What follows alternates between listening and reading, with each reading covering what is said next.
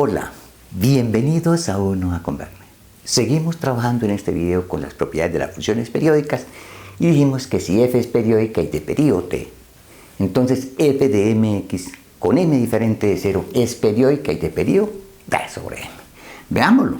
Entonces, ¿qué es f de m por x más t sobre m? Entonces, hacemos la multiplicación interna. O sea, esto va a ser f de m por x más m por m se cancela y me queda simplemente t.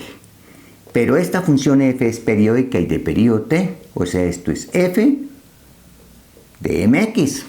Entonces, f de m por x más t sobre m es f de mx. Eso quiere decir que esta función es periódica y de periodo t sobre m. Por ejemplo, 1. Si yo tengo f de x igual a seno de x, esa que sea mi f de x, ¿de acuerdo? Esa que sea mi f de x. ¿Cuál es el periodo de esta función? F de 2x. O sea, ¿cuál es el periodo del seno de 2x? Entonces va a ser el periodo de la f sobre m. El periodo de la f, ¿cuánto vale? 2pi. O sea, el periodo aquí simplemente 2pi sobre la m que vale 2. O sea, el periodo de esta función simplemente es pi, ¿no?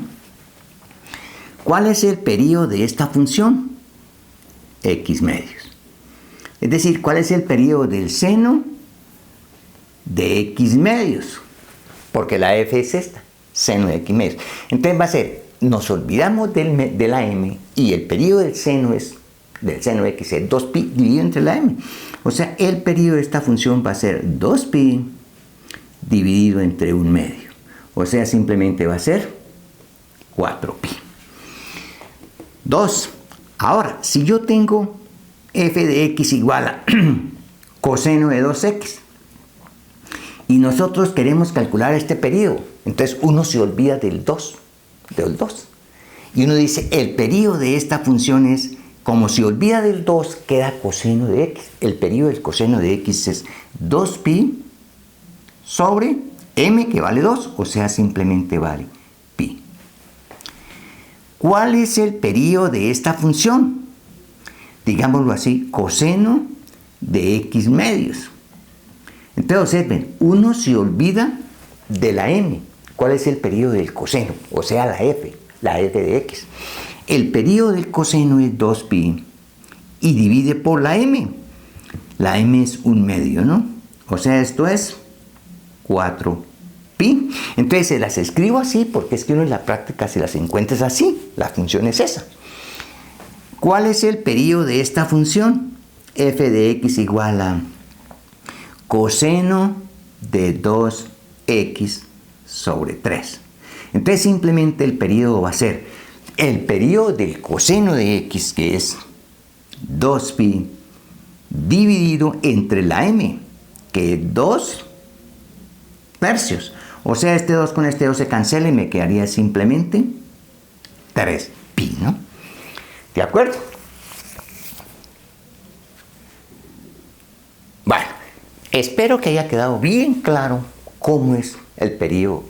Si usted conoce el periodo de la función f y quiere hallar el periodo de la función f evaluado en m por una constante. Aquí tengo m. Entonces uno se olvida de la m y escribe en el numerador el coseno de la f. El periodo del coseno de la f, ¿no? La f de x. El periodo del coseno de x es 2pi sobre la m. El periodo del coseno de x es 2pi sobre la m. El periodo del seno de x es 2pi sobre la m, que vale 1 medio. El periodo del seno de x es 2pi sobre la m, que vale 2. Eso es lo que hace uno en la práctica, ¿no? Es decir, si yo tengo esta función f de x igual a seno de x tercios, por ejemplo. ¿Cuál es el periodo de esta función? Entonces simplemente es el periodo de la función f de x, o sea, del seno de x, que es 2pi, y lo divide por la m, que es 1 tercio. O sea, simplemente eso es, el periodo es 6pi. De esa forma es como vamos a aplicar esa propiedad. El periodo de, aquí es un 3, ¿no? Si usted tiene f de x igual a coseno de alfa x con alfa diferente de 0, ¿cuál es el período t aquí? Entonces simplemente es el período del coseno de x, que es 2pi sobre alfa. Y lo mismo si tienen el seno de alfa x. Lo mismo si están trabajando con la tangente. ¿De acuerdo? Hasta pronto.